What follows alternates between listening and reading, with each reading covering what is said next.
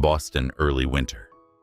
The air outside shimmered with cold, the kind that turned breath into ghosts and made people hurry into warmth. Inside Cafe Verona, the smell of roasted beans and caramelized sugar filled the space, mingling with the quiet murmur of conversations. At a corner table by the window sat Alexander Reed, 35, a white billionaire whose name had become synonymous with innovation in smart technology. The man who'd redefined how the world connected, yet somehow never managed to connect with anyone. He was the kind of presence that drew stares, tailored black coat, sharp jawline eyes, a shade of cold steel that could cut through any room. Yet those same eyes carried a weariness that money couldn't mask. His friend Henry Collins slouched opposite him, stirring his espresso lazily. "You've got it all," Alex Wealth Power looks, but not one woman to share your penthouse with. "Don't tell me you're waiting for a software update to fix your heart." Henry smirked, his tone dripping with mockery. Alexander's lips curved into a faint, detached smile. "Love is overrated," he replied coolly. "It's an emotional bug people refuse to patch." Henry chuckled, leaning forward. Spoken like a true machine. "But come on, man, you're 35. Don't you ever feel lonely?" Alexander took a sip of his black coffee. No sugar, no cream, no warmth. "Loneliness is a luxury," he said simply. "No one can betray you when you're alone." Henry's laughter echoed through the cafe, catching the attention of nearby tables. "God, you sound like a press release. Admit it, you're scared. Scared of falling again." The words hit harder than Alexander let on. His mind flickered a woman's voice from years ago, trembling with anger. "You'll never be enough, Alex. Not for love, not for life." The memory tasted like burnt coffee. He placed his cup down, his patience thinning. "You think I'm scared? I think?" Henry said, smirking. "You're incapable of feeling. You treat women like mergers, profitable or pointless." A sharp silence followed. Then Alexander leaned back, his tone dangerously calm. "All right. You want proof?" Henry raised an eyebrow. "Go on." Alexander's eyes shifted toward the entrance where the wind rattled the glass door. Then he said it slowly, carelessly, like a man tossing a match into gasoline. "The next woman who walks into this cafe, I'll marry her." Henry's jaw dropped before bursting into laughter. "You, Alexander Reed, the almighty CEO of Reed Technologies, marrying a random stranger, that's rich." Alexander smirked. 5% of my company." "Henry, that's what you'll get if I don't follow through." The laughter stopped. Henry's eyes gleamed, greed and curiosity dancing together. 5%. "Are you serious?" Alexander leaned forward, voice like ice. "Dead serious." A few heads turned toward them now, sensing tension. Henry extended his hand with a grin. "Deal." They shook on it. The sound of their palms meeting echoed faintly, like fate sealing its own cruel joke. Seconds later, the cafe door swung open, and silence fell. A gust of cold air swept in, followed by the faint sound of chimes. Everyone turned. Standing there was a woman, Naomi Carter, 29, African-American, wearing a faded brown coat, too thin for the weather, and a wool hat slightly askew. Her cheeks were flushed from the wind, and her figure was soft, fuller than what the glossy magazines worshipped. In her hands, a torn paper bag carried a single cupcake box. For a moment, the world seemed to hold its breath. Henry blinked, then snorted. "Oh, this is perfect." Alexander froze. He hadn't expected this, hadn't imagined her. She wasn't the type of woman his world applauded. No designer labels, no curated beauty. Just an ordinary woman who looked like she'd walked out of a different life, one untouched by money or pretense. Henry whispered, amused, Still want to go through with it, lover boy? Alexander's pride ignited. The challenge burned hotter than logic. He stood up. Henry's eyes widened. You can't be serious. But Alexander didn't respond. He adjusted his coat, his heartbeat oddly unsteady, and walked toward her. Every step echoed like a countdown. Naomi glanced up just as he stopped in front of her. Their eyes met hers, warm and confused, his cold and unreadable. "Excuse me," she said softly. "Could you move aside? I'm just trying to, I'll marry you." Alexander interrupted. The cafe erupted in laughter. Naomi blinked, stunned. "What did you just say?" "You heard me," he replied, voice steady. "I'll marry you?" She stared at him, this stranger in a $1,000 coat, speaking nonsense in front of dozens of people. "Is this some kind of joke?" she asked, her voice trembling between anger and disbelief. Henry called out from the corner, laughing. "It's a bet, sweetheart. Don't take it personally." The words hit Naomi like a slap.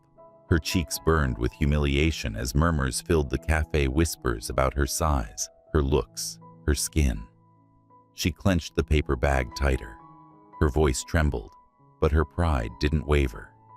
"You rich men think everything's a game, don't you?" she said quietly. "But people aren't toys. Not me." She turned and walked out.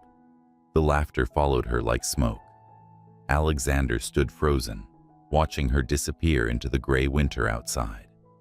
His chest felt strangely heavy, a weight that hadn't been there moments ago. For the first time in years, he couldn't explain what he felt. Henry raised his cup mockingly. "Well, that was quick. Guess I'll take that 5%. But Alexander didn't answer. His eyes lingered on the door, the faint imprint of Naomi's voice still hanging in the air. Hours later, he sat alone in his penthouse overlooking the Charles River. The city glimmered beneath him, a sea of lights cold and distant. Yet in his mind, all he saw was her face. That mix of shocked defiance and quiet pain. He should have laughed it off, should have forgotten, but he couldn't. Something about her, the way she looked at him, like he was the ridiculous one, unsettled him. He poured himself a glass of whiskey, the amber liquid catching the city's reflection. "People aren't toys." The words echoed again. He'd built empires, conquered markets, broken competitors. But tonight, for reasons he couldn't name, Alexander Reed couldn't conquer silence. He glanced at the clock, midnight. Then, almost without realizing it, he opened his laptop and searched the cafe's name. A receipt. A name on the order list from earlier that day, Naomi Carter. He whispered it once, the syllables soft, almost foreign on his tongue. Naomi Carter. Somewhere deep down something flickered, not quite guilt, not quite curiosity, maybe both. Across town, Naomi sat in her small apartment above Sweet Crumb's bakery, wiping away the last tear she hadn't meant to shed. She told herself she didn't care that she'd dealt with worse. But the truth stung. She'd walked into that cafe for a latte, hoping to warm herself before her shift. She didn't expect to walk out feeling humiliated in front of strangers. Her phone buzzed a text from her friend and coworker Mariah. "You okay?" "Heard what happened at Verona. People can be cruel." Naomi exhaled shakily, typing back, "I'm fine, just tired." She looked around the room, the boxes of flour, the smell of sugar and cinnamon clinging to everything. Her life wasn't glamorous, but it was hers. Still, she couldn't shake his face, the billionaire who'd looked at her like she wasn't invisible, like she was a mirror he didn't want to look into. The next morning, headlines began to appear across Boston's gossip threads. Billionaire Alexander Reed makes shocking public marriage declaration at Cafe Verona. Some called it a stunt, others a meltdown. None knew the truth, that he was already on his way to the small bakery on the edge of town, searching for a woman who'd walked out before he could say sorry. Because for reasons he didn't yet understand, he wasn't ready to let her go. Sometimes a foolish bet can change the course of a life. Stay with this story because what begins as pride might just turn into the most unexpected kind of love. Naomi didn't expect to see him again. She'd convinced herself that the stranger in the cafe, the arrogant man who humiliated her in front of everyone, was just another rich fool she'd forget by morning. But some wounds had a way of lingering longer than pride allowed. 2 days later, she was at the bakery early icing cupcakes before the city woke up. The morning light streamed through the window, catching flecks of sugar in the air. Everything smelled like vanilla and burnt caramel, familiar safe, until a shadow fell across the glass door. She didn't look up right away, but when she finally did, her heart stuttered. He was there. Alexander Reed stood outside the bakery, dressed in a charcoal coat, his hands buried in his pockets. His presence felt out of place against the chipped paint and pastel curtains. Naomi's stomach twisted. "Oh, no," she whispered to herself. Mariah, her co-worker, peeked out from the kitchen. "Who's that?" "No one," Naomi said quickly, but it was too late. Alexander had already stepped inside. The bell chimed softly as he entered. The room seemed smaller somehow, the air heavier. Naomi straightened, gripping the counter as he approached. "I'm sorry," he said quietly. She froze. "What?" He met her gaze, steady, unguarded this time. "I came to apologize. What I did was unacceptable." Naomi let out a dry laugh. "You think a few words fix what you did?" "No," he admitted, "but it's a start." She crossed her arms. "Why even bother?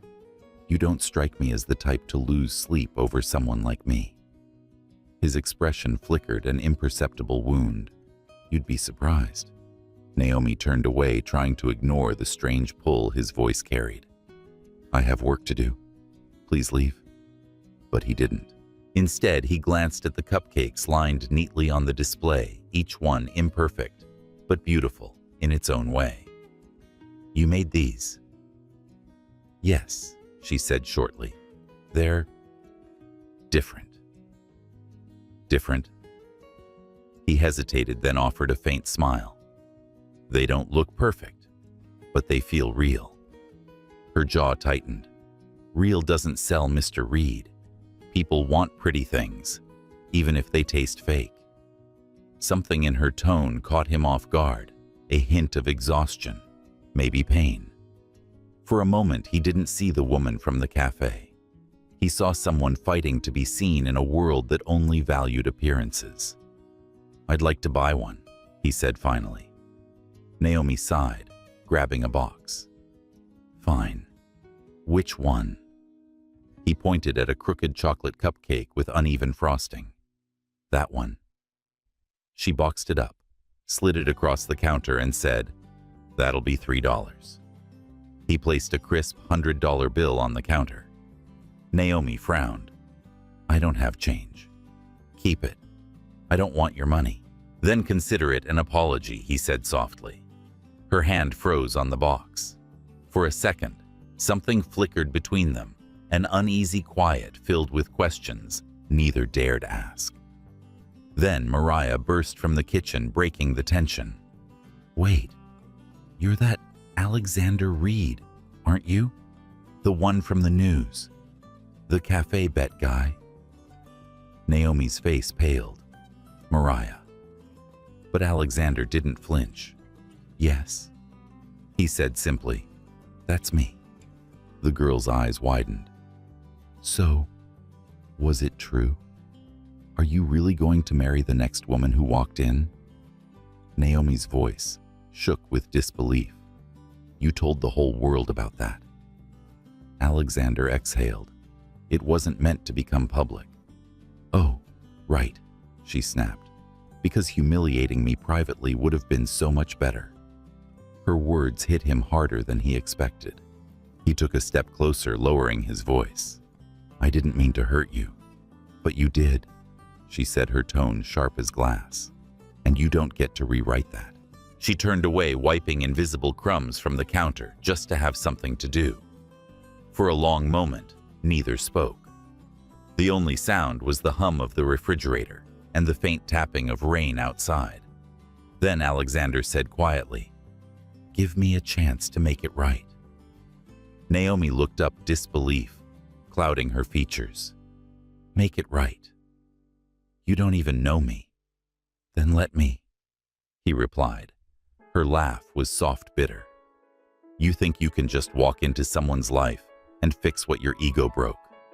"No," he said, his voice dropping lower. "But I want to understand why it broke me too." Something in his honesty disarmed her. She searched his eyes for mockery but found none. Only confusion and something that looked dangerously close to sincerity. "Fine," she said finally, her tone clipped.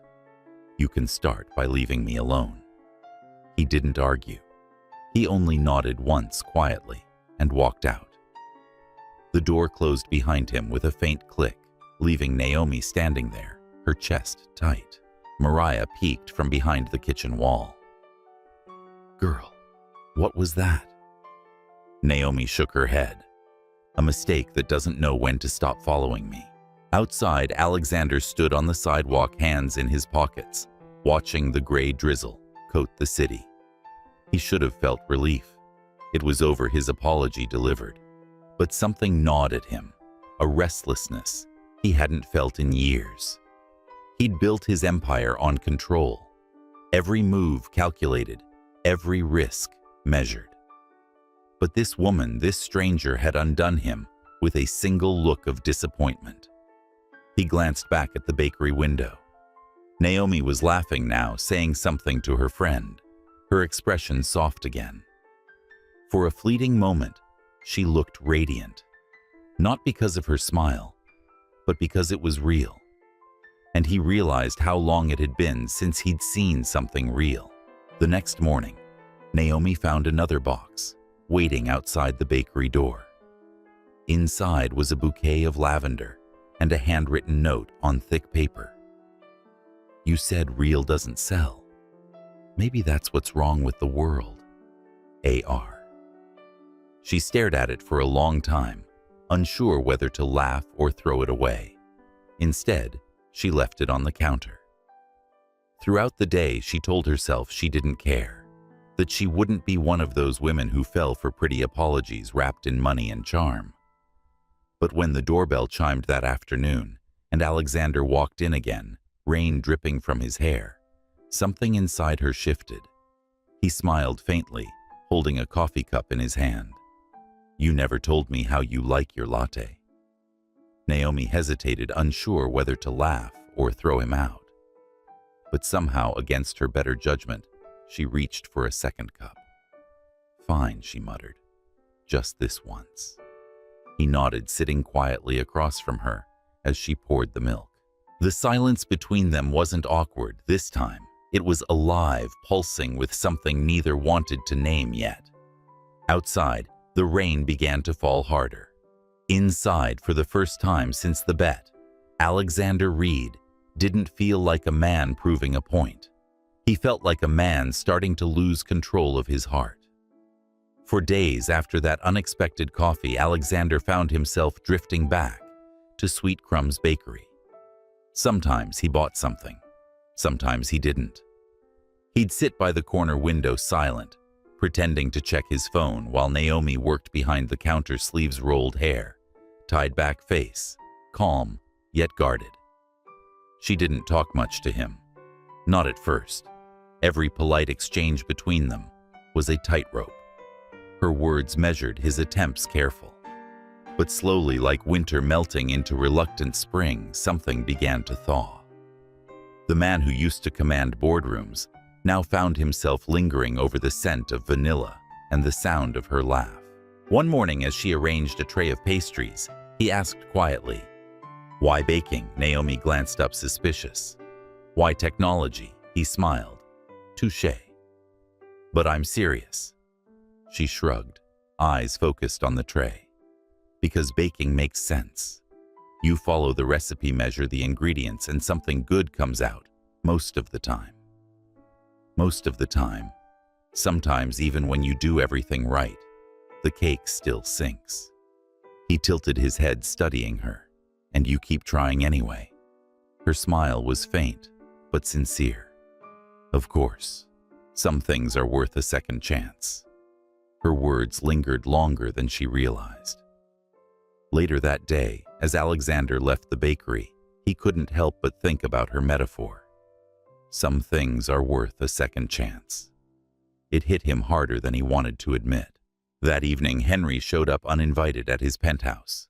The lights of Boston stretched endlessly behind the floor-to-ceiling windows, but Henry's grin was sharp enough to slice through it. So Henry began dropping his coat on the sofa. I hear you've been spending quite a lot of time at that little bakery. Alexander didn't look up from his laptop. Do you have a point? My point, Henry said, pacing, is that this whole thing started as a joke. And now it's turning into… What? A hobby, a rescue mission. Alexander's tone hardened. I don't owe you an explanation. Oh, you don't. Henry said, his smirk widening. But the board might think differently. Imagine the headlines: Billionaire CEO throws away business reputation for a woman who sells cupcakes. Alexander's jaw tightened. Careful, Henry. Henry chuckled. I'm just saying, read, not everything can be bought or saved. Alexander's glare cut the air. You're right, he said finally, voice low. Some things you fight for. Henry paused, startled by the conviction in his tone. Then he laughed, shaking his head. You're losing it, man. But Alexander didn't answer. His mind was already elsewhere on the way. Naomi's eyes softened when she smiled, the way her words always seemed to reach past his armor. Days later, Naomi found a small box left at the bakery door. Inside was a handwritten card and a dress, midnight blue, simple but elegant. The note read, You once said, the world only values what looks perfect. I'd like to prove you wrong. Dinner tonight. 7 p.m. No name. But she didn't need one. She almost threw the box away. Almost. But something in her refused to. That evening, she stood in front of her mirror, staring at the reflection that had always been her harshest critic. The dress fit perfectly, not to hide, not to impress, but to be. For once, she didn't feel like she had to shrink herself to fit into someone else's world. When she arrived at the restaurant, Alexander was waiting by the window, his usual calm replaced by something uncertain. He stood when he saw her, momentarily stunned. You look… He hesitated, searching for a word that wasn't shallow. Like yourself. Naomi smiled faintly. That's the point. Dinner was surprisingly quiet at first. No grand gestures, no arrogance. He asked about her favorite books, her childhood summers, what she dreamed of when no one was watching. She answered carefully, half expecting a punchline that never came. When dessert arrived, she pushed her plate away and said softly, Why are you really doing this? He looked up. Doing what? This. She gestured between them. Showing up, saying sorry, pretending this means something. I'm not pretending, he said, voice steady. She leaned back, crossing her arms. You don't even know me. Then help me, he replied. Help me understand what I missed that day. Naomi's expression softened, though she tried to hide it. You missed a chance to treat someone with respect. He nodded slowly. And now, I'm asking for one. There was a long silence, the kind that held more emotion than words ever could. Finally, she said quietly, You can't fix what happened with dinners or dresses. I'm not trying to fix it, he murmured. I just don't want it to be where our story ends. She froze at the word story. No one had ever said it like that before, as if what happened between them might actually matter. For the first time, she didn't see the billionaire everyone talked about. She saw a man, trying awkwardly, imperfectly, to be human again. Outside, the night was cold and quiet. When he offered to walk her home, she didn't refuse. The city lights blurred into streaks of gold and blue, the sound of distant jazz spilling from a bar nearby. As they reached the corner near her street, she stopped. You don't have to follow me this far. He nodded. I know. But he didn't move. Naomi turned to him, her tone gentle but firm. You think life is something you can plan, control, or buy. But you can't. I know that now. Do you? She asked softly. Because if this is just about proving something to yourself or to him, then you're wasting both our time. Alexander met her eyes, and for once there was no pride left in his gaze, only quiet honesty. It's not about a bet anymore. Her breath caught. For a brief, terrifying second, she almost believed him. Then she smiled faintly, stepping back. Good night, Alexander. He watched her walk away, her figure fading into the soft glow of the streetlights. And somewhere inside him, something cracked open, something he hadn't felt in years. For the first time, Alexander Reed wanted to be seen, not for his name, but for the man he was trying to become. And he knew deep down that she was the only one who ever had. The days turned into weeks, and what began as an awkward apology grew into something neither of them knew how to define. Alexander started showing up at the bakery before it opened, bringing coffee and pretending it was for both of them, though he never drank his. Naomi pretended not to notice the way he stayed longer each time, how he offered to fix the broken light over the counter, or how he wiped flour off his shirt with the same clumsy patience he used when speaking to her. There was an unspoken rhythm between them now. No declarations, no plans, just the quiet company of two people learning how to breathe in each other's presence. But life, as Naomi had learned long ago, never let peace last too long. One morning, she unlocked the bakery door to find a crowd outside, photographers flashing cameras, people whispering her name. At first, she thought it was a mistake. Then she saw the headline on someone's phone screen, Billionaire Alexander Reed's new love interest, the mystery woman from the cafe bet. Her heart dropped. Inside her phone buzzed non-stop calls, messages, unknown numbers, reporters demanding comments. Mariah's voice trembled from the kitchen. Naomi. What's happening? But Naomi couldn't answer. The world she'd carefully kept private was suddenly stripped bare. Moments later, Alexander appeared at the door, breathless. Naomi, don't. Her voice was sharp, brittle. You did this. I didn't leak it, he said quickly, stepping closer. Henry must have. She laughed, the sound dry and painful. Of course. Henry. Another man with too much money and too little conscience. Naomi. Do you realize what you've done? She snapped, her voice cracking. I didn't ask for this. I didn't ask to be your story. People outside pressed closer to the glass. Flashbulbs popped like gunfire. Alexander turned, anger flashing in his eyes. Everyone out, he shouted, his voice cutting through the noise. But the damage was done. Naomi's chest tightened. You need to go. I can fix this. You can't fix everything, she said, her voice breaking now. That's your problem, Alexander.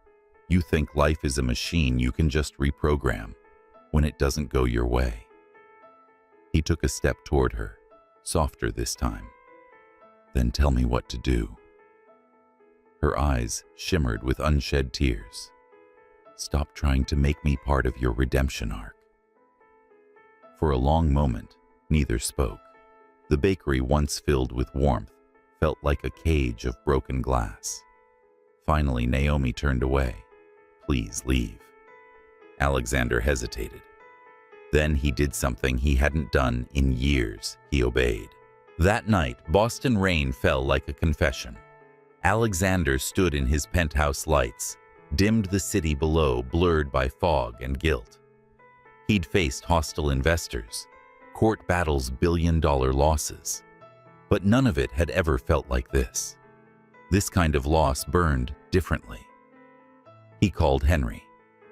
The line picked up laughter in the background. "Ah, Alex, saw the news." Quite the fairy tale. Alexander's voice was low, dangerous. "You leaked it." Henry's smirk was audible. "Come on, don't act surprised. You handed the media a gift. I just unwrapped it. You had no right." "Oh, I had every right." Henry interrupted, his tone tightening. "You're the one who made a fool of yourself, falling for her. You're going to drag your company down because you can't control your emotions." Alexander's knuckles whitened around the phone. "You don't understand."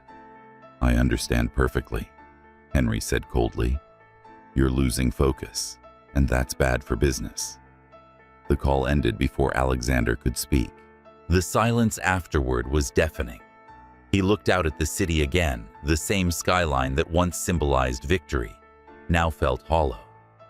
Somewhere out there, Naomi was probably deleting messages, locking doors, wishing she'd never met him. For the first time in years, Alexander Reed had no strategy, no control, only regret. Naomi didn't open the bakery the next morning. The blinds stayed down. The world kept knocking, but she couldn't face it. She spent the day sitting by the window, watching the rain smear the city into a watercolor of gray and silver. Mariah came by with food, tried to comfort her, but Naomi barely spoke. That night, when the rain finally stopped, she stepped outside. The street was quiet. She thought of the first time she'd met him, how ridiculous it had all seemed, how angry she'd been. And now, she didn't know what to feel. Her phone vibrated again. Another message from an unknown number. "He's waiting outside." Naomi frowned, looked out the window, and froze. Alexander was there, standing in the rain-soaked street, hair dripping, coat darkened by water. No cameras this time, no audience, just him. He didn't move as she stepped outside, arms folded, her voice trembling. "What are you doing here? Waiting for what? For you to open the door." Her throat tightened. "You shouldn't be here." "Maybe not. But I needed you to know. I didn't plan for any of this." His voice was raw now, stripped of the arrogance she'd once hated. "That night in the cafe, I said something stupid. I was trying to prove I wasn't afraid of love, and now I can't stop proving it." Naomi's heart pounded painfully.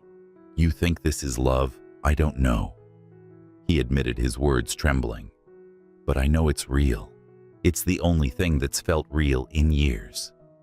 For a moment, they just stood there, the distance between them filled with all the things they weren't ready to say. She looked at him, really looked, and saw not the man from headlines or rumors, but someone drowning quietly in his own mistakes. Finally, she whispered, "You should go home." He nodded slowly, then turned as if to leave. But before he did, he said softly, "If the world can't see who you are, then I'll be the one who does." Then he walked away. That night, Naomi lay awake, his words echoing in her head. She wanted to hate him, to erase every trace of him from her life. But somehow, even in her anger, she couldn't. Because beneath all the chaos and pride, she'd seen something she hadn't expected: truth. The next morning, she reopened the bakery. No reporters came, no cameras, just the quiet hum of normal life trying to find its way back. As she arranged the display, she noticed a small envelope slipped under the door. Inside was a note written in neat handwriting. "You said baking makes sense. Maybe love doesn't, but I'm learning." And beneath it, a single lavender flower still damp from the rain. Naomi smiled, just a little, before placing it in a glass jar beside the window. For the first time since the world had turned upside down, she didn't feel like running anymore. The quiet between them didn't last long. Silence, as Naomi would learn, had a way of filling itself with questions, rumors, and people who didn't know how to stay out of someone else's love story. Alexander had begun showing up again discreetly this time. No press, no entourage. Just a man trying to rebuild something fragile piece by piece. Sometimes he'd wait outside until closing just to walk her home. Sometimes he'd stay up late helping her fix the temperamental oven hands dusted in flour, laughing when she caught him sneaking icing off a spoon. But while the world outside seemed to quiet, another storm was beginning to gather, one that neither of them could ignore. It began with a phone call. "Alexander, we need to talk." His mother's voice carried the kind of authority that didn't ask for permission. She'd seen the tabloid headlines, the photos of her son standing outside a small bakery in a poor part of town. When he arrived at the Reed family estate that evening, he was greeted not with warmth, but with silence sharpened into judgment. His mother sat in the grand living room, a crystal glass of wine in hand. The firelight glinted off the pearls at her neck as she turned toward him. "Is it true?" she asked coldly. "You're seeing her?"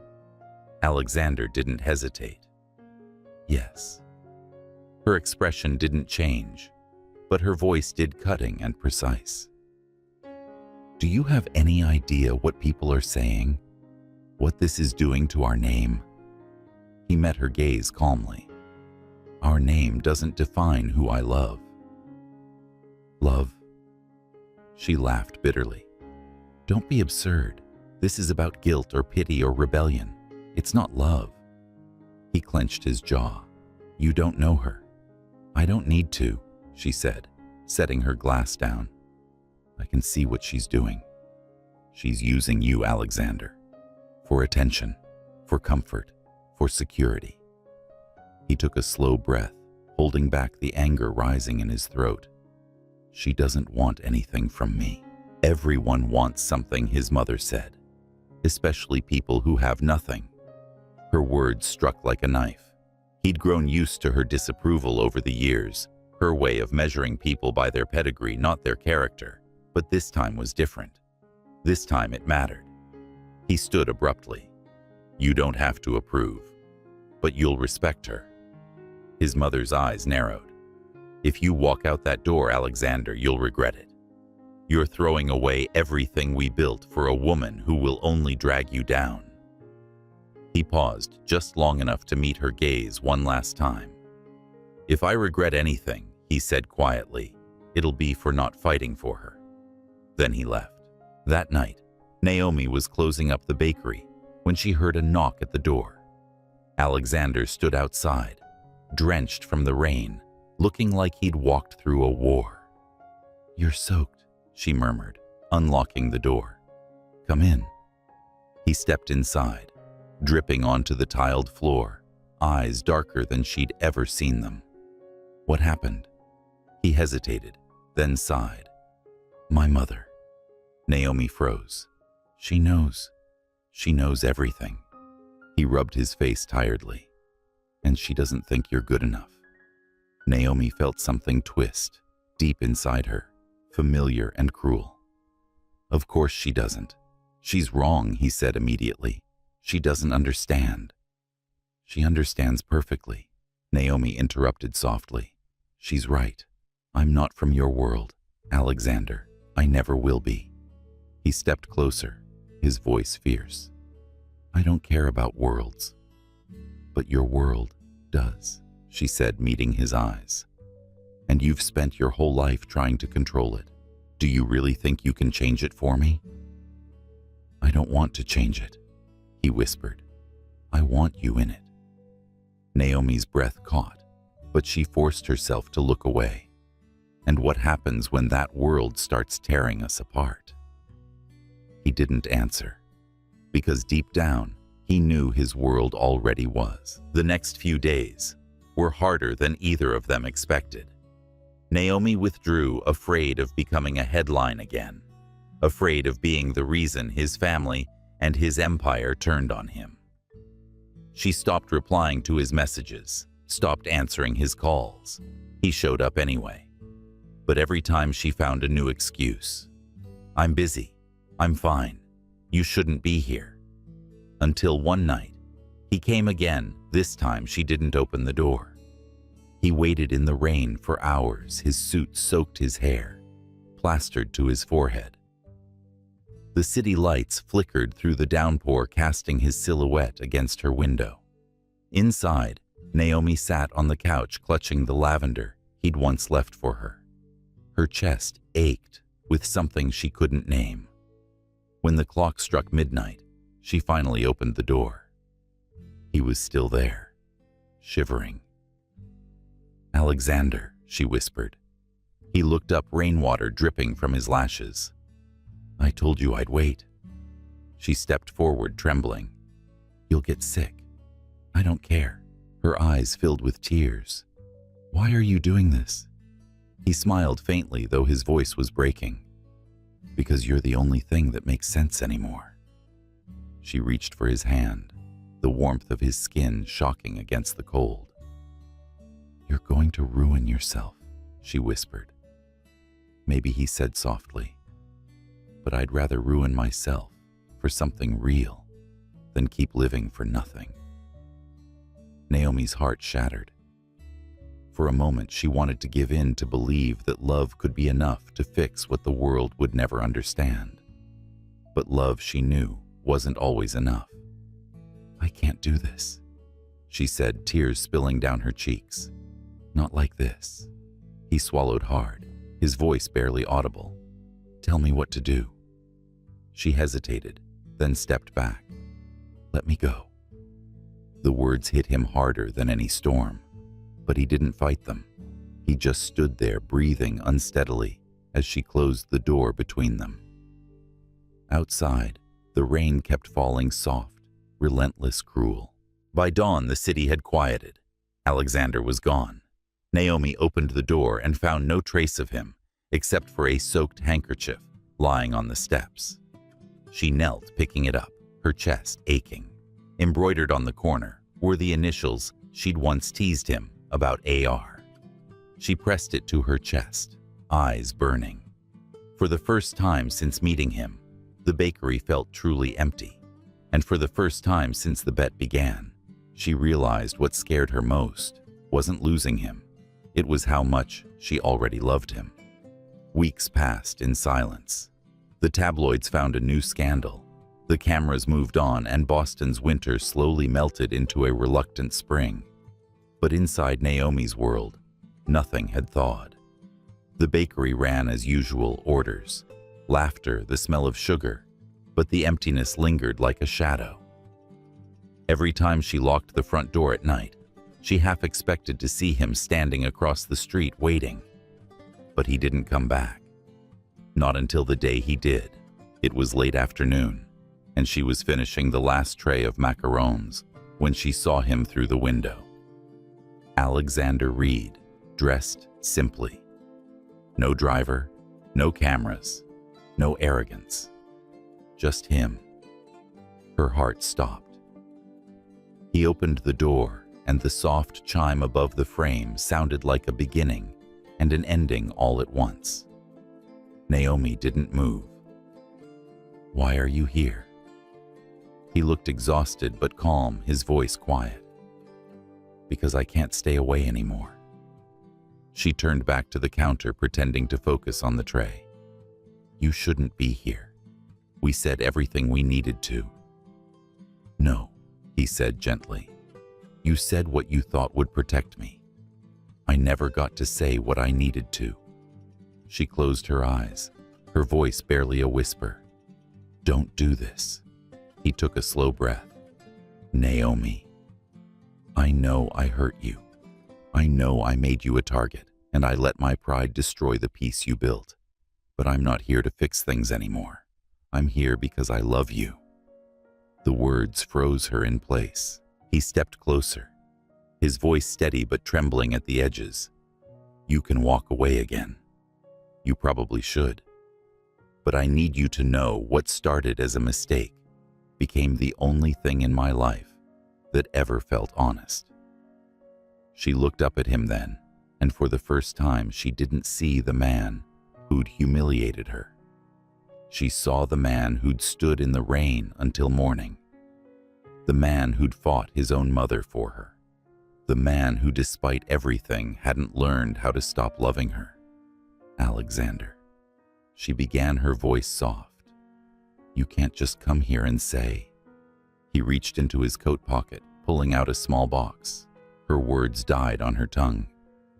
He opened it slowly, revealing a simple gold ring. No diamonds, no flash, just pure, quiet sincerity. "Marry me," he said. She stared at him, her breath trembling. "You can't be serious. I've never been more serious. After everything. After what your family said. After what the world said." He nodded. "Especially after that." Naomi laughed softly, shaking her head. "Do you hear yourself? They'll never accept it. Then let them choke on their expectations." He said firmly, "I'm done living for them." Her chest tightened. "This isn't a movie, Alexander. Love doesn't erase the world outside that door." "I know," he said, stepping closer, "but it makes the world worth fighting through." There was a long, aching silence. The clock ticked softly behind them. And then, almost in a whisper, she said, "You don't even have a ring for me." He smiled faintly. "I don't need one." She frowned. "How can you ask someone to marry you without?" He took the tray from her hands, gently setting it aside. Then he lifted one of her flour-dusted cupcakes, scooped out a small circle from the frosting, and placed the ring right in the center. Her breath caught. "You once told me real things don't need to look perfect," he said quietly. "So this will do."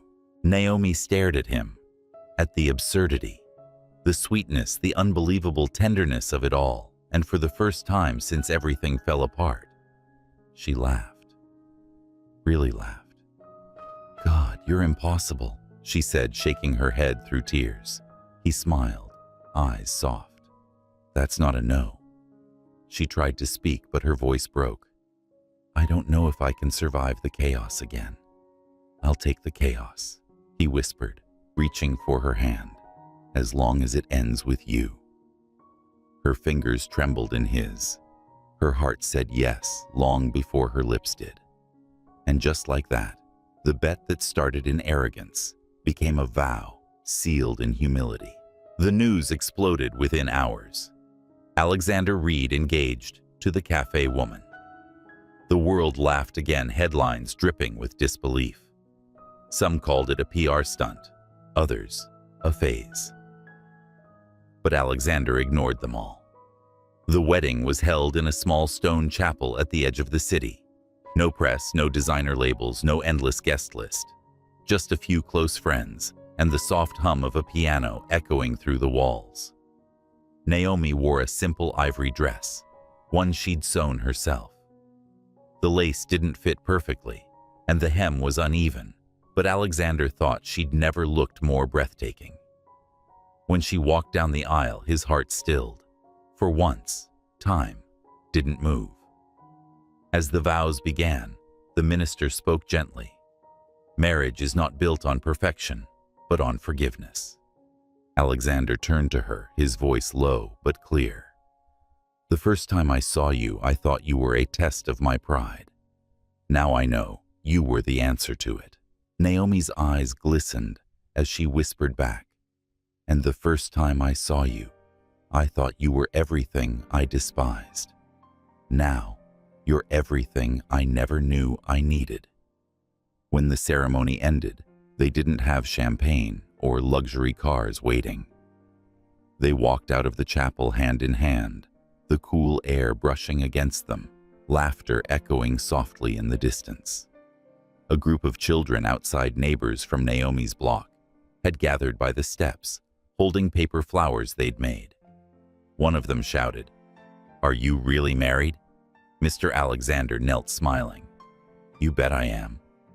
The kids giggled, and one threw a handful of confetti, made from torn cupcake wrappers, into the air. Naomi laughed, tears blurring her vision as she looked at him. This man who'd gone from stranger to storm to home. He turned to her, voice barely above a whisper. "Still think this isn't a movie?" She smiled, touching his face. "No," she murmured. "It's better." That night, they danced alone in the dim light of the bakery, surrounded by the smell of sugar and coffee.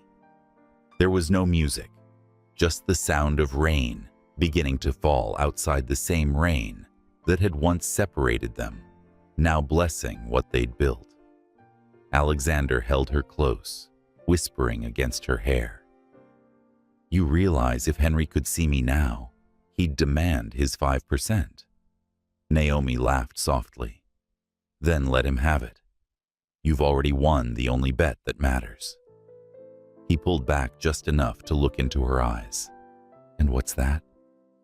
She smiled, brushing a tear from his cheek. "You bet on love, and this time, it didn't lose." The world moved on, but love, as Naomi would learn, didn't always stay easy once the headlines faded. Their wedding, mocked by tabloids, ignored by high society, soon became yesterday's news. Life returned to its quieter rhythm, one where mornings smelled like fresh coffee, and late nights were spent with tired laughter and tangled fingers. For a while, everything felt soft, like a dream they were both afraid to wake from. But reality, patient and merciless, waited for its moment. It began the year their first child was born. The delivery was long, exhausting, and nearly took everything out of her. Alexander was there through it all, hands shaking, voice trembling, begging her to breathe, to hold on. When their baby finally cried, so did he. It was the sound that broke him open completely. For weeks after, he stayed home learning how to swaddle, how to feed, how to exist without board meetings or flashing cameras. But soon the calls began again. The company needed him. The investors were restless. Henry, once his closest friend, had resurfaced, whispering into the board's ears, sowing doubt. By the time their baby turned 6 months old, Alexander was being pulled in two directions: the world he'd fought to leave and the love he couldn't bear to lose. Naomi saw it before he did, the way he'd stare at his phone between feedings, the way he'd flinch every time the word "Reed Technologies" appeared on the news. "You can go," she told him one night, cradling the baby against her shoulder. He looked up, startled. "Go where? To work," she said quietly. "You don't have to choose between us." He frowned. "It's not about choosing." "Then what is it about?" she asked softly. He hesitated. "It's about keeping everything together." But the truth was, everything was already starting to slip. Months later, the first cracks appeared. Henry had orchestrated a quiet coup within the board, leveraging the media scandal and the public's fascination with Alexander's controversial marriage. He confronted Henry privately, jaw tight, voice low. "You're trying to take what's mine." Henry smirked. "I'm trying to save the company from you. You've gone soft, Alex. You used to be ruthless. Now you're sentimental. It's bad for business." Alexander's voice was sharp. "You mean bad for your ego?" "Call it what you want," Henry said. "You built a kingdom on logic and control. Now you're throwing it away for love stories and cupcakes." Alexander didn't flinch, but the words cut deep. When he got home that night, Naomi was waiting. She could see it in his eyes, the exhaustion, the quiet storm he refused to name. "What happened?" she asked softly. "Henry," he said simply, He wants to destroy everything. Naomi's heart clenched. Because of me, no. He said, his voice heavy. Because of what I've become since you. She reached for his hand. Then maybe what you've become is exactly who you were supposed to be. He looked at her, really looked, and for a moment the weight on his shoulders eased. But not even love could stop the noise. The press wouldn't let go of her past. Old photos, cruel comparisons, twisted headlines, all resurfaced. Naomi tried to ignore them at first, but the whispers found their way into everything. At the grocery store, at the park, even at the bakery. People stared longer than before. Some smiled too sweetly. Others looked away. Then came the anonymous messages, emails, filled with poison. He'll leave you. He always will. People like you don't get happy endings. She didn't tell Alexander at first. He had enough to carry. But at night, when the baby slept, she'd sit in the dark scrolling through those words until they blurred into tears. Eventually, she couldn't hide it. One morning, he found her on the kitchen floor, shaking her phone screen, glowing with another hateful message. He took the phone, read the words, then gently knelt in front of her. Don't let them touch what they don't understand. Her eyes filled. They're right. I don't belong in your world. He cupped her face, voice trembling. Then I'll leave it. Naomi's tears broke free. You can't just walk away from everything you built. He smiled faintly, brushing his thumb along her cheek. You're the only thing I ever built that matters. Still, the world had its way of testing promises. When their child turned 2, Naomi began to withdraw again. The postpartum shadows she thought she'd outrun came back quietly, sleepless nights, self-doubt, the constant fear of not being enough. Alexander tried to help. He hired doctors, therapists, even took months off work to stay by her side. But what she needed wasn't fixing. She needed understanding. One night, she finally spoke the truth she'd been afraid to voice. I hate that people look at me and see charity. He froze. Charity? Yes. She turned away.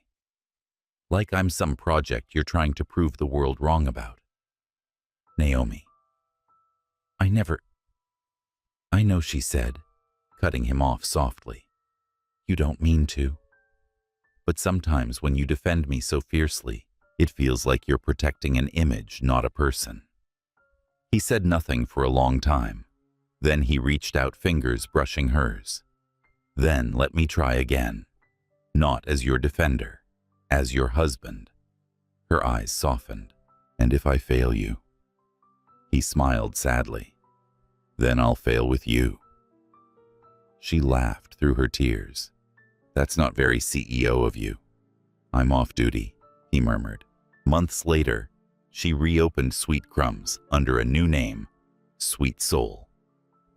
The first day there were no reporters, no investors, no fanfare, just the smell of cinnamon, the laughter of a toddler playing in the corner, and Alexander sitting at the counter sipping his coffee. The shop filled slowly, not with customers chasing gossip, but with people who came for warmth, for the quiet message printed above the counter. Beauty isn't measured by perfection, it's baked into the soul. The phrase went viral within weeks. Articles called her the woman who made imperfection beautiful. But Naomi didn't care about that. For once, the attention didn't hurt, it healed. One evening after closing, she found Alexander sitting by the window, their child asleep in his arms. He looked up at her and smiled. Do you realize, he said softly, they're calling you an inspiration now? Naomi smiled, brushing a lock of hair from his forehead. I'd rather just be someone who made it through. He kissed her hand gently. You didn't just make it through. You made me better along the way.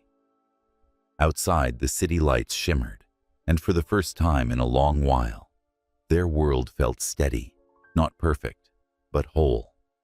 Because love, they'd learned, didn't stay beautiful by being easy. It stayed beautiful because even when it cracked, it refused to break. 10 years. It had been 10 years since that foolish bet in the cafe, 10 years since a man with too much pride and a woman with too much heart collided in the unlikeliest way. The world had changed around them. Empires rose, headlines faded, and the city that once sneered at them had learned to look twice, not because of wealth or scandal, but because of what they had built together.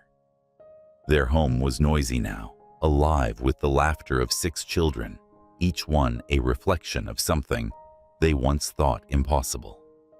The oldest had Alexander's sharp eyes and Naomi's quiet stubbornness. The twins carried her smile.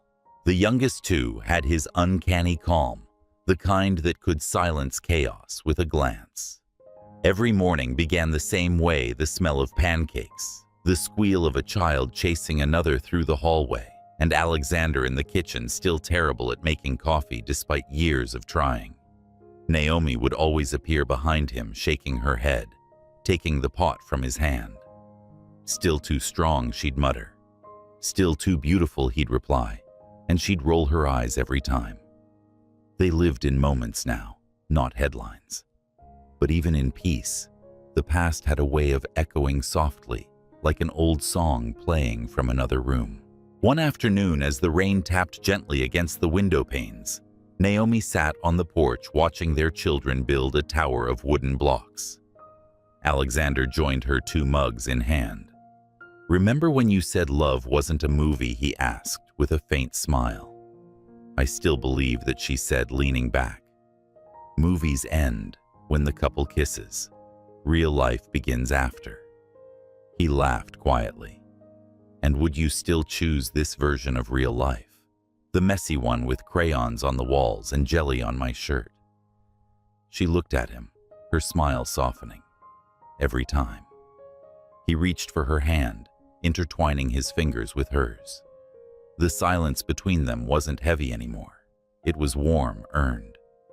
Then, almost as if the universe wanted to test their calm, one of the children's cries pierced through the peace.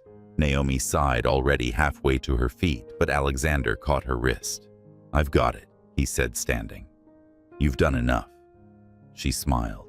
"You sure you can handle 6? He grinned. "I handled you." Her laughter followed him inside, light and genuine.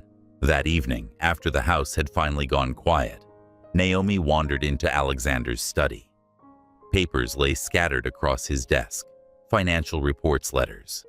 But among them was something else. A photograph. It was the old cafe, the one where it all began. It looked smaller now, older, its sign faded but familiar.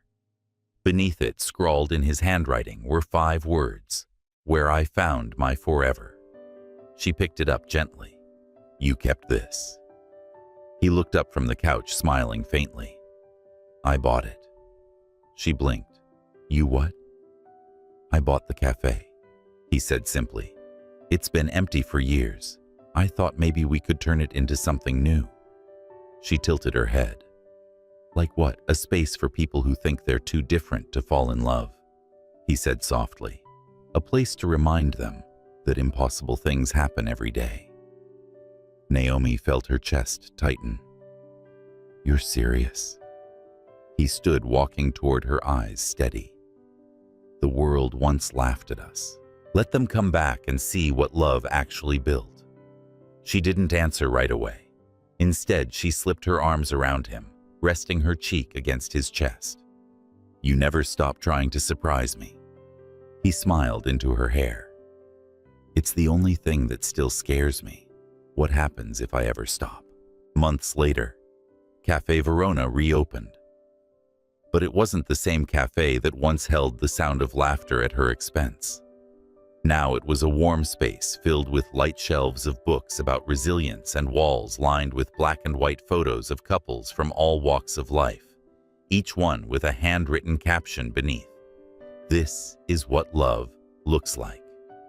On opening day, Naomi stood behind the counter, wearing an apron dusted with flour while Alexander served coffee like an awkward barista who'd never learned the trade. Their children ran through the cafe giggling, helping customers choose pastries. An older woman approached the counter smiling softly. "I read about you 2 years ago. People called your story crazy." Naomi smiled, handing her a cup. They weren't wrong. "And now?" the woman asked. "Now," Naomi said, glancing at Alexander, "we call it faith."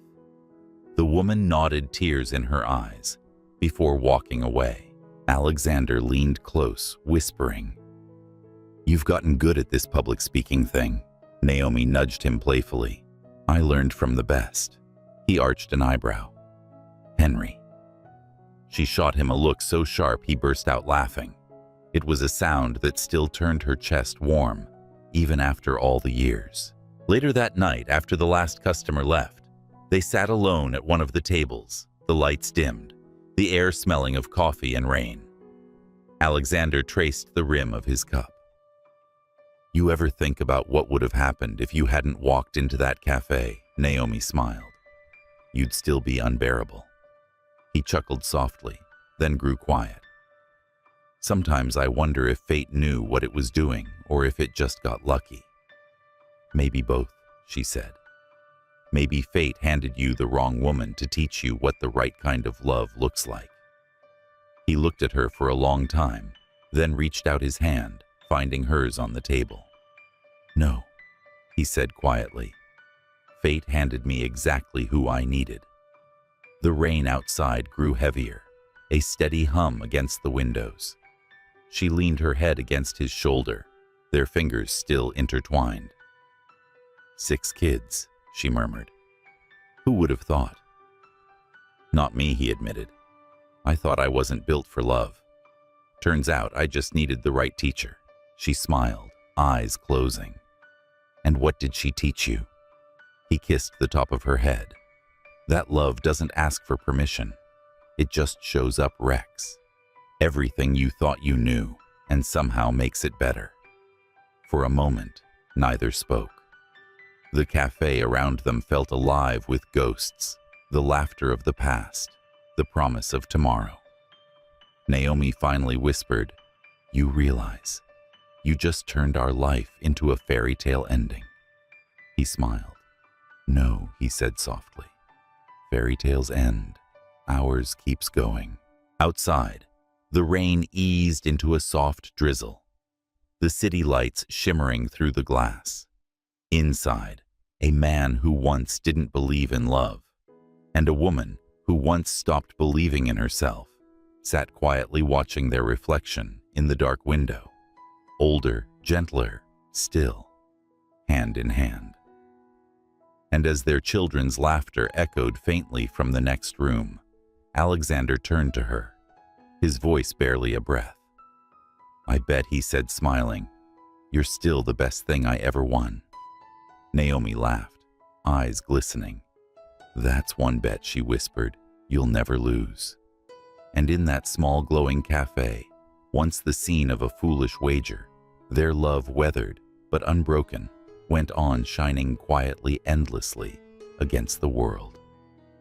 The night of the awards was colder than usual, the kind of crisp Boston evening, where the stars hung low enough to almost touch. Naomi stood backstage, adjusting the silver bracelet on her wrist, a gift from Alexander, on their 5th anniversary, engraved with the words, "My forever bet." She still teased him about it, but tonight, as her name echoed through the grand hall, she found herself clutching it for courage. "Ladies and gentlemen," the host announced the recipient of this year's Inspiration of the Year award, Naomi Reed. Applause filled the room, thunderous and warm. Naomi froze for a heartbeat, the lights blinding the crowd endless. Then she saw him. Alexander was in the front row, sitting perfectly still among rows of suited men and glittering gowns. But his eyes, calm, steady, proud, were locked on her. Their children sat beside him, whispering to each other in excitement, their youngest waving a handmade sign that said, "Go Mom." Naomi smiled through tears as she stepped onto the stage. The applause softened. The microphone waited. For once, she wasn't nervous, because every moment that led her here, every heartbreak and miracle, had already been lived. She took a slow breath. 10 years ago, she began softly. I walked into a cafe to buy a cup of coffee, and accidentally changed my life. The audience chuckled. She smiled too, glancing briefly toward Alexander. Back then, I thought the world measured worth by perfection, by how you looked, what you owned, who approved of you. But someone, a very stubborn man. She paused as laughter rippled through the crowd. Taught me that love doesn't need approval. It just needs courage. Her voice softened. We all have something imperfect about us, the way we look, the way we dream, the way we love. But sometimes, those imperfections are the doorway to everything beautiful. The hall fell silent, every eye drawn to the quiet conviction in her tone. I didn't win tonight because I'm perfect, she finished. I won because I stopped trying to be. The applause rose again, standing now, and when she looked down, Alexander wasn't clapping. He was smiling, that same quiet smile he'd worn the first time he told her, I'll marry you, the one that still made her heart ache in the best way. Later that evening, when the cameras were gone and the lights had dimmed, they returned home. Their house was buzzing, kids still awake jumping on couches, pretending to give their own speeches. Thank you to my husband for making pancakes every Sunday, their oldest announced, dramatically holding a spoon like a microphone. Alexander groaned. That's the last time I teach you humor. Naomi laughed until her sides hurt. The children crowded around her, touching the golden trophy with sticky fingers. It's so shiny, Mom, one of them said. Not as shiny as your dad's ego, she teased. Alexander looked at her from across the room, mock offended. Excuse me, Mrs. Reed. I believe I've earned at least partial credit for tonight's speech. Naomi arched a brow. Oh, really? Which part? The stubborn man, he said, smirking. Clearly me. She rolled her eyes but smiled, walking toward him. You're right, she whispered. It was you. He pretended to straighten his tie, pleased. Finally. Then she leaned in closer. But you also taught me something else. What's that? She smiled. That love is the only bet worth losing, because either way you win. His laugh was soft, low, the kind that still made her weak after all these years. He wrapped an arm around her, pulling her close as the children danced around them. Weeks later, they returned to Cafe Verona, now their own cafe reborn alive. It had become something magical, a haven for stories like theirs. Couples came to celebrate anniversaries, propose, reconcile, or just sit quietly drinking coffee that wasn't perfect, but always made with heart. Naomi walked through the door, holding 2 cups of latte. Alexander was sitting by the window, reading a newspaper, pretending not to notice her. Your coffee, Mr. Reed, she said, placing it down. He looked up, smirking. Still trying to prove you make it better. She grinned. No, I already won that argument years ago. They sat together, sipping quietly as the sun poured through the glass. Outside, their children ran through the garden behind the cafe, chasing each other among the roses Alexander had planted for her last spring. 6 of them, she said softly, shaking her head. Can you believe it? He smiled faintly. Sometimes I think about that night at the cafe, the one that started all this. If I'd walked away instead of standing up. She reached across the table, taking his hand. You wouldn't have. He looked at her, his voice quieter now. You changed everything I believed about love. Naomi's smile trembled. No, Alexander. You changed everything I believed about myself. For a moment, the world fell away. Just the 2 of them. No titles, no crowds, no noise. Then she said softly, "Do you ever think we made it through too much to be this happy?" He laughed. "No such thing. We earned this." That night, after closing the cafe, they walked along the quiet street hand in hand. The city glowed, faintly reflected in puddles from the afternoon rain. Alexander stopped in front of the same spot where it had all begun, the window where he'd first seen her clutching that torn paper bag, completely unaware of how much she was about to change his life. "Do you remember that day?" he asked. Naomi smiled. "I remember wanting to throw my coffee at you." He laughed, his voice soft in the cool air. "You still can. I'd let you." She shook her head, stepping closer. "No, I think I'll keep you." He kissed her. Then, not like the first time, not desperate or apologetic, but tender, familiar, infinite. When they pulled apart, the world was silent, except for the hum of the city and the faint sound of their children's laughter echoing from home. Naomi looked up at him, her eyes reflecting the streetlights. "Do you realize what you did all those years ago?" He raised a brow. "Besides, almost ruined my life." She smiled. "You gave it meaning." He brushed a strand of hair from her face, whispering, "Then it was worth every risk." She leaned into his chest, breathing him in, the warmth, the calm, the certainty of a man who had once bet on pride and found love instead. And as the night wrapped around them, the lights from Cafe Verona glowed behind, like a heartbeat, steady, unshakable, real.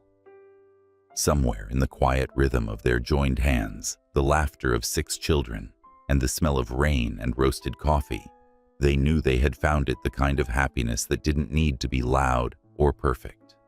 It just needed to last. And it did. Oma stories aren't just told, they're felt. Because love isn't always perfect, but when it's real, it changes everything. If this story touched your heart, stay with us for every tear, every promise, every second chance that reminds us true love still exists. Subscribe, share, and let your heart believe again. Because somewhere out there, someone is waiting to love you just as deeply.